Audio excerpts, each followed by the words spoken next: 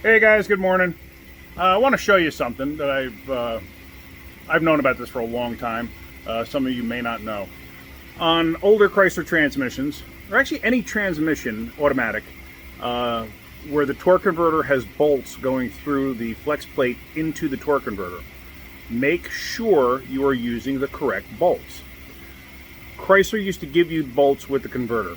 I don't know if they do anymore or what. But I got a customer here who replaced their transmission a couple of years back, and the transmission didn't last.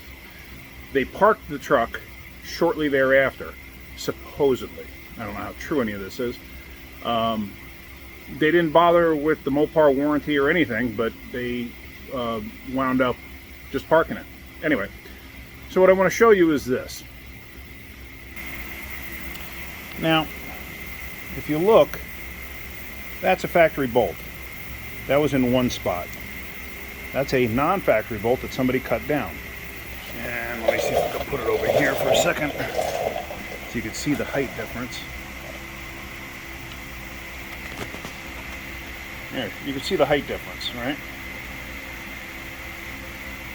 Now, the reason they used to give you the bolts, like I said, I don't know if they still do, is this bolt clears, whereas this one does not. This bottoms out. Now, let me go back and show you.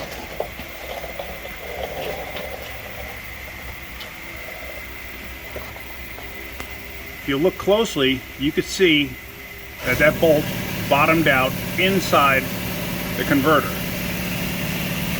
So did that one. So did that one. However, that one did not. That one had the factory bolt in it. Now, on this torque converter, this area here on the inside of the converter is where the clutch plate rides for lockup. I actually am just noticing, I just realized, I see flywheel marks, or flywheel bolt marks right there. And I'm going to take a look at that and see what's going on there. But anyway, the reason that that's a problem is it distorts the inside of the converter where the clutch actually rides on for a lockup.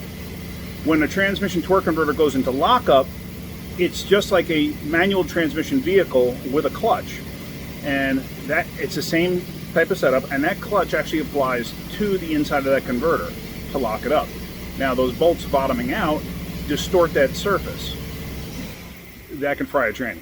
It can destroy it. So anyway, I just wanted to show you that, and that's it. Keep wrenching.